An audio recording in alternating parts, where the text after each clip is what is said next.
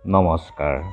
বেদিক astrology আছামৰ সকলো বন্ধু বান্ধৱীলৈ মোৰ আন্তৰিক অভিনন্দন জ্ঞাপন কৰিলোঁ। বন্ধু বান্ধৱীসকল, আমাৰ সকলোৰে মনত নতুন বছৰটো অহাৰ লগে লগে জানিবলৈ ইচ্ছা যায় যে বৰ্ষটো কেনে যাব, বিশেষকৈ শিক্ষাৰ ক্ষেত্ৰত বা সন্তানৰ ক্ষেত্ৰত, ধন, চাকৰি, স্বাস্থ্যৰ ক্ষেত্ৰত। যদিও আমাৰ নৱবৰ্ষ বহাগৰ পৰাহে আৰম্ভ হয়, তথাপি ইংৰাজী নৱবৰ্ষৰ পৰাই আমাৰ গ্ৰহৰ গোচৰৰ অৰ্থাৎ ৰাশি পৰিৱৰ্তনৰ ওপৰত বিশ্লেষণ কৰি ভৱিষ্যতবাণী কৰা হয়। গতিকে আজিৰ ইংৰাজী নৱবৰ্ষৰ গ্ৰহৰ গোচৰৰ ওপৰত আগন্তুক বৰ্ষটো কেনে হ'ব আপোনালোকৰ ক্ষেত্ৰত জানো আহকচোন। প্ৰথম ৰাশিটোৱে হ'ল আমাৰ মেঘ ৰাশি। মেঘ ৰাশিৰ ক্ষেত্ৰত এইবাৰ দেখা গৈছে, যিহেতু মেঘ ৰাশিৰ চাৰে ছাতি 29 মাৰ্চৰ পৰা চলি আছে 2025 চনৰ পৰা। গতিকে অলপ চাই চিতি সাৱধানে চলিব লাগিব বৰ্ষটো। কোনো লোকৰ মনত যাতে আপোনালোকৰ ওপৰত সন্দেহ বা অবিশ্বাস নহয়, এই ক্ষেত্ৰত আপোনালোকৰ সতৰ্ক থাকিব লাগিব। 2026 চনৰ নতুন পৰিৱৰ্তনৰ যুগ থাকিব আৰু যিহেতু নৱম স্থান অৰ্থাৎ ভাগ্য স্থানত 4টা গ্ৰহ যেনে সূৰ্য, মংগল, বুধ আৰু শুক্ৰৰ যুতি আৰু পঞ্চম আৰু লগ্ন অধিপতিৰ লগতে তৃতীয় সাহস পৰাক্ৰমৰ গ্ৰহ বুধ, গতিকে নৱম কেন্দ্ৰস্থানত যুতি হৈছে। এই যুতি অতি শুভ।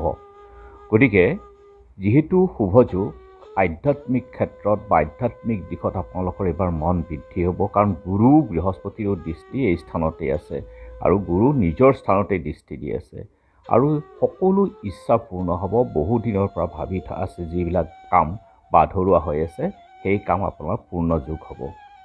বহুদিনৰ যি আধৰুৱা কাম আছে, সেই আধৰুৱা কাম পূৰ্ণ হোৱা আৰু আপোনালোকৰ ইচ্ছা পূৰ্ণ হোৱাৰ পথত। গতিকে আপোনালোকে নিয়মিতভাৱে হনুমান চালিচা পাঠ কৰক আৰু শনিৰ দান দক্ষিণা লাভ কৰি থাকক, যিহেতু আপোনালোকৰ শনিৰ চাৰে ছাতি এতিয়া চলি আছে। আৰু দ্বিতীয় ৰাশিটো হ'ল আমাৰ বৃষভ ৰাশি। বৃষভ ৰাশিৰ ক্ষেত্ৰত দেখা গৈছে যে বছৰৰ আৰম্ভণিতে শনিৰ গোচৰ স্থানত থাকিব আৰু স্থায়ী সম্পত্তি লাভ দিব। ৰাজনীতিসকলৰ ক্ষেত্ৰত যিসকল ৰাজনীতিত জড়িত আছে তেওঁলোকৰ কাৰণে এই বছৰটো শুভ আৰু যিহেতু গুৰু বৃহস্পতি ধন স্থানত, গতিকে সুখ সম্পত্তিৰ ক্ষেত্ৰত এই বছৰ শুভ। আৰু যিসকলৰ বিবাহৰ যোগ্য বা যিসকলে বিবাহৰ কাৰণে আপোনালোকে প্ৰাৰ্থী বিচাৰি আছে, তেওঁলোকৰ ক্ষেত্ৰত এইবাৰ বিবাহৰ যোগ থাকিব। গতিকে বিবাহ বা প্ৰেম বিবাহৰ ক্ষেত্ৰতো আপোনালোকৰ যি বাধা আছে, সৰ্ববাধা দূৰ হ'ব। আপোনালোকৰ যিসকলৰ পিতৃ মাতৃৰ পৰা বাধা আহি আছিলে, সেই বাধাখিনিও এইবছৰ দূৰ হোৱাৰ পথত। আৰু আপোনালোকে নিয়মিত মা দুৰ্গাৰ উপাসনা কৰক, বীজ মন্ত্ৰ জপ কৰক, মা দুৰ্গাৰ বীজ মন্ত্ৰ। আৰু এতিয়া হোৱা আমাৰ তৃতীয় ৰাশিটো। তৃতীয় ৰাশিৰ থুলমূলকৈ মই এতিয়া কৈ আছোঁ। প্ৰথমতে সুখবৰ এই যে গুৰু বৃহস্পতি সুপ্ৰভাৱ বিবাহ স্থানত, গতিকে বিবাহৰ যিসকলৰ প্ৰাৰ্থী আছে তেওঁলোকৰ ক্ষেত্ৰত বিবাহৰ যোগ। মান সন্মান যশ কৰ্মত ক্ষেত্ৰত যথেষ্ট উন্নতি হ'ব, ভাগ্য উদয় আৰু ব্যৱসায়ত ভাল বন্ধু অৰ্থাৎ পাৰ্টনাৰশ্বিপ ভাল লাভ কৰিব এইবছৰ। আৰু পাৰিবাৰিক ক্ষেত্ৰত থকা যিখিনি অসুবিধা আছে সকলোখিনি শুভ হ'ব। আমাৰ পতি পত্নীৰ মাজত থকা মতভেদ দূৰ হ'ব। আনকি যদি কোনো দম্পতীৰ বিবাহ বিচ্ছেদৰ কথা চলি আছে, এইবছৰ সুবিবেচনাৰে সুসম্পৰ্ক লাভ হ'ব। আপোনালোকেও নিয়মিত গণেশৰ আৰাধনা কৰক আৰু প্ৰতি বুধবাৰে গণেশক বুন্দিয়া লাড়ু প্ৰসাদ হিচাপে আগবঢ়াওক। কৰ্কট ৰাশি। কৰ্কট ৰাশিৰ ক্ষেত্ৰত দেখা গৈছে যে জানুৱাৰীৰ পৰা এপ্ৰিললৈকে স্বাস্থ্যৰ ক্ষেত্ৰত কিছু সতৰ্ক থাকক, কাৰণ আপুনি নিজকে সক্ৰিয় কৰি ৰাখক, কাৰণ স্বাস্থ্যৰ ক্ষেত্ৰত কিছু সমস্যা আহিব পাৰে। কিন্তু গুৰু বৃহস্পতি 3 জুনৰ পাছত ৰাশিত গোচৰ কৰিব আৰু 12 বছৰৰ মূৰত তুংগী হৈ আপোনালোকৰ ৰাশিত আহিব। গতিকে ধন, নাম, যশ, সুখ সম্পত্তি পাৰিবাৰিক ক্ষেত্ৰত যথেষ্ট শুভ লাভ দিব। সিংহ ৰাশি। সিংহ ৰাশিৰ ক্ষেত্ৰত দেখা যায় যে দ্বাদশ স্থানত গুৰু আৰু ৰাশিতেই কেতুৰ গোচৰ, গতিকে স্বাস্থ্যৰ ক্ষেত্ৰত সতৰ্ক থাকিবই লাগিব। কিন্তু ছেপ্টেম্বৰৰ পৰা এই ক্ষেত্ৰত কিছু শুভ আৰু সামাজিক প্ৰতিষ্ঠা ব্যৱসায়িক ক্ষেত্ৰত উন্নত যোগ। আৰু 3 জুনৰ পৰা 30 অক্টোবৰ পৰ্যন্ত গুৰু দ্বাদশ স্থানত থাকিব। ধৰ্মীয় কোনো অনুষ্ঠান আদিৰ ক্ষেত্ৰত বা ধৰ্মীয় কোনো যাত্ৰা আদিৰ ক্ষেত্ৰত খৰচৰ যোগ। শনিৰ 2.5 বছৰীয়া অশুভ দশাও আপোনালোকৰ চলি আছে। ৰাহুৰ দৃষ্টি আপোনালোকৰ ৰাশিত আৰু ৰাশিতেই কেতু, গতিকে স্বাস্থ্যৰ ক্ষেত্ৰত আপোনালোকে শুভ নহয়। গতিকে এই ক্ষেত্ৰত যথেষ্ট সতৰ্ক থাকক। আৰু অক্টোবৰৰ পৰা বিবাহৰ যোগো আহিব। গুৰুৰ গোচৰ ৰাশিতেই হ'ব আৰু বিবাহৰ পূৰ্ণ যোগ থাকিব, কাৰণ সপ্তম স্থানত অৰ্থাৎ বিবাহ স্থানত গুৰু বৃহস্পতিৰ দৃষ্টি আহিব। আৰু চৰকাৰী চাকৰিৰ ক্ষেত্ৰতো শুভ যোগ। আপোনালোকে প্ৰতিদিনে সূৰ্যক জল অৰ্পণ কৰক। ওম আদিত্যায় নমঃ 11 বাৰকৈ আপোনালোকে জপ কৰক। কন্যা ৰাশিৰ ক্ষেত্ৰত দেখা গৈছে যে এই বছৰটো অতি উত্তম বৰ্ষ। ব্যক্তিগত ক্ষেত্ৰত চাকৰি প্ৰমোচন আদিৰ ক্ষেত্ৰতো উন্নত যোগ, ইচ্ছাপূৰ্ণ হ'ব আপোনালোকৰ। কিন্তু ৰাহুৰ দৃষ্টি কৰ্মস্থানত, গতিকে কৰ্মক্ষেত্ৰত যদিও আপোনালোকে শুভ ফল পাব, তথাপি কিছু কষ্টৰো সন্মুখীন হ'ব পাৰে। আৰু আপোনালোকে বেআইনী কামৰ পৰা আঁতৰি থাকক, হঠাৎ কষ্টত ভুগিব পাৰে, সতৰ্ক থাকক এনে ক্ষেত্ৰত। আৰু গুৰুৰ গোচৰ যিহেতু বছৰ আৰম্ভণিতে আপোনালোকৰ কৰ্মস্থানত থাকিব, এনে ক্ষেত্ৰত কৰ্মৰ আপোনাৰ যদিও উন্নত হ'ব বা প্ৰমোচনৰ যোগো থাকিব। গুৰু বৃহস্পতিৰ গোচৰ বছৰৰ আৰম্ভণিতে আপোনালোকৰ কৰ্মস্থানত, গতিকে কৰ্মস্থানত এনে ক্ষেত্ৰত শুভ। আৰু শিক্ষাৰ্থীৰ ক্ষেত্ৰতো এই বছৰটো শুভ। আৰু কন্যা ৰাশিৰ মাতৃৰ ক্ষেত্ৰত যি স্বাস্থ্যৰ অসুবিধা আছিলে বা সমস্যা আছিলে, এই বছৰ দূৰ হ'ব। মাটি বাৰী ক্ৰয় বিক্ৰয়ৰ ক্ষেত্ৰত এই বছৰ লাভৱান হ'ব বা মাটি বাৰী গাড়ী আপোনালোকে কিনিবও পাৰে। শ্বেয়াৰ মাৰ্কেটত আপোনালোকে ধন বিনিয়োগ কৰে, তেতিয়াহ'লে ইয়াৰ পৰা লাভৱান হ'ব পাৰিব। আকস্মিক ধন লাভৰ যোগ দেখা যায়।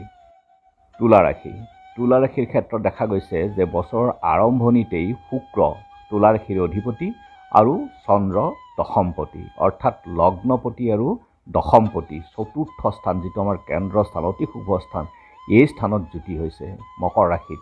গতিকে এই যুতি মহালক্ষ্মী যোগ বুলি কোৱা হয়। গতিকে তুলা ৰাশিৰ ক্ষেত্ৰত যি আধৰুৱা কাম পৰি আছে, সেই সকলো কাম পূৰ্ণ হোৱাৰ পথত।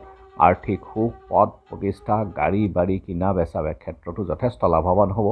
আৰু আপোনালোকে যদি গাড়ী বাৰী কিনাৰ চিন্তা কৰিছে, এই বছৰ আপোনালোকৰ ইচ্ছা পূৰ্ণ হ'ব। মাতৃ স্বাস্থ্যৰ সমস্যা কিছু উন্নত হ'ব আৰু ধন ব্যৱসায়ত থকা সমস্যা দূৰ হ'ব। আৰু নিয়মিত আপোনালোকে দুৰ্গা সপ্তশতী পাঠ শুনক বা শ্ৰৱণ কৰক বা পাঠ কৰিব পাৰিলে অতি ভাল। আৰু শুক্ৰবাৰে পাৰিলে আপোনালোকে দুৰ্গা মন্দিৰত বা ভগৱতী আইৰ আৰাধনা কৰিলে আপোনালোকে যথেষ্ট শুভ ফল লাভ কৰিব। বৃশ্চিক ৰাশি আপোনালোকৰ কাৰণে এইবাৰ পৰি থকা আধৰুৱা কাম পূৰ্ণ হোৱাৰ পথত। আৰু ভাগ্যস্থানত উচ্চ গুৰুৰ গোচৰ 3 জুনৰ পৰা অক্টোবৰ পৰ্যন্ত কৰ্মস্থানত উন্নতি দেখা যায়। গতিকে এই বছৰটো বৃশ্চিক ৰাশিৰ ক্ষেত্ৰত যথেষ্ট শুভ মনা যায়। ধনুষ ৰাশি বছৰৰ আৰম্ভণিতে 4টা গ্ৰহৰ যোগ হ'ব আপোনালোকৰ ৰাশিতেই। সূৰ্য, বুধ, শুক্ৰ, মংগল, আৰু প্ৰত্যেকটো গ্ৰহৰে দৃষ্টি থাকিব সপ্তম স্থানত। সপ্তম দৃষ্টি, পূৰ্ণ দৃষ্টি থাকিব। গতিকে সপ্তম স্থানত যেতিয়া দৃষ্টি থাকিব, এনে ক্ষেত্ৰত কিন্তু বছৰটো আপোনালোকৰ পাৰিবাৰিক সমস্যা কিছু থাকিব। কিন্তু জুন মাহৰ পৰা এই ক্ষেত্ৰত সমস্যা বৃদ্ধি হ'ব পাৰে। চতুৰ্থ স্থানত শনিৰ গোচৰ, মাতৃৰ স্বাস্থ্যৰ ক্ষেত্ৰত সমস্যা আহিব পাৰে আৰু কিছু সুখ শান্তিটো বাধা বিঘিনি হ'ব পাৰে। আৰু ভৰিৰ ক্ষেত্ৰত অস্থি ৰোগৰ সমস্যা বৃদ্ধিৰ যোগ, কাৰণ শনিৰ দৃষ্টি ৰোগ স্থানত থাকিব। আৰু জুনৰ পৰা অক্টোবৰলৈকে কিছু কঠিন পৰিস্থিতিৰ সন্মুখীন হ'ব পাৰে। গতিকে আপোনালোকে সতৰ্ক থাকিব লাগিব। আৰু প্ৰতিদিনে আপোনালোকে কেশৰ আৰু চন্দন, হালধীয়া চন্দন আৰু কেশৰ একেলগে পেষ্ট বনাই নাভিত প্ৰতিদিনে আপোনাৰ লেপন দিয়ক। আৰু ডিঙি অৰ্থাৎ কণ্ঠ আৰু কপালতো আপোনালোকে ফুট লোৱা আৰম্ভ কৰক। হনুমান চালিচা নিয়মিত পাঠ কৰক। আৰু 19 এপ্ৰিলৰ পৰা 27 জুলাই পৰ্যন্ত এই সময়খিনি আপোনালোকৰ কাৰণে বাহন আদি ক্ষেত্ৰত যথেষ্ট শুভ নহয়। সেই সময়খিনি আপোনালোকে সাৱধানে থাকিব। মকৰ ৰাশিৰ ক্ষেত্ৰত দেখা গৈছে যে আপোনালোকৰ যি 7.5 বছৰ যি শনিৰ 4.5 দশা আছিলে, সেই দশাৰ পৰা আপোনালোকে, অৰ্থাৎ সেই দশাৰ প্ৰভাৱৰ পৰা আপোনালোকে এতিয়া মুক্ত হৈছে। গতিকে ধৈৰ্যৰে আপোনালোকে আগবাঢ়ক। শনিৰ গোচৰ আপোনালোকৰ 3য় স্থানত, ই শুভ গোচৰ। আৰু গুৰু বৃহস্পতিৰ গোচৰো 3 জুনৰ পাছত 7ম স্থানত থাকিব। গতিকে আপোনালোকৰ যিসকল বিবাহৰ প্ৰাৰ্থী, সেই বিবাহৰ প্ৰাৰ্থীসকলৰ ক্ষেত্ৰত বিবাহৰ যোগ যথেষ্ট দেখা যায়। আৰু ব্যৱসায়ৰ ক্ষেত্ৰতো যথেষ্ট উন্নত যোগ এই বছৰ। কুম্ভ ৰাশিৰ ক্ষেত্ৰত দেখা গৈছে যে অধিপতি শনি ধন স্থানত 2য় স্থানত থাকিব। গতিকে 2য় স্থানত থকাৰ কাৰণে কিছু ধনৰ ক্ষেত্ৰত সমস্যা আহিব পাৰে। আৰু দ্বিতীয়তে শনিৰ দৃষ্টিও থাকিব আপোনালোকৰ সুখ স্থানত। গতিকে সুখৰ ক্ষেত্ৰত বা মাতৃৰ ক্ষেত্ৰতো কিছু চিন্তা আহিব পাৰে। আৰু বৃহস্পতি 7মত, গতিকে সন্তান সুখ প্ৰাপ্তি দেখা যায়। শিক্ষা সন্তানৰ ক্ষেত্ৰত এই বৰ্ষটো যথেষ্ট শুভ আৰু সন্তান প্ৰাপ্তিৰো যোগ আছে। আৰু দ্বিতীয়তে স্বাস্থ্যৰ ক্ষেত্ৰত গুৰুৰ গোচৰ 6ষ্ঠ স্থানত, ই কিন্তু শুভ নহয়। ৰোগ ব্যাধিত কষ্ট হ'ব পাৰে। কিন্তু জানুৱাৰীৰ পৰা জুনৰ পৰ্যন্ত কিছু শুভ। এতিয়া আহোঁ মীন ৰাশিলৈ। বৰ্তমান শনিৰ চাৰেচাতি চলি আছে আৰু যিহেতু ৰাশিতেই শনি, গতিকে স্বাস্থ্যৰ ক্ষেত্ৰত ভৰিৰ গাঁঠি ৰোগ, মান সন্মানৰ ক্ষেত্ৰত কিছু সমস্যা আহিব পাৰে। আৰু ৰাশিৰ অধিপতি গুৰু বৃহস্পতি অতিচাৰী, বক্ৰী, সাধাৰণ গতি এই তিনি ধৰণৰ গতিত এইবাৰ অস্থিৰতা থাকিব। গতিকে প্ৰতিদিনে আপোনালোকে ওম নমো ভগৱতে বাসুদেৱায় মন্ত্ৰটো 108 বাৰকৈ জপ কৰক আৰু প্ৰতি বৃহস্পতিবাৰে আপোনালোকে নামঘৰ মন্দিৰ দৰ্শন কৰিলে ইয়াৰ পৰা আপোনালোকে শুভফল লাভ কৰিব আৰু শনিৰ দান দক্ষিণাও আপোনালোকে মাজে সময়ে কৰি থাকক। ধন্যবাদ।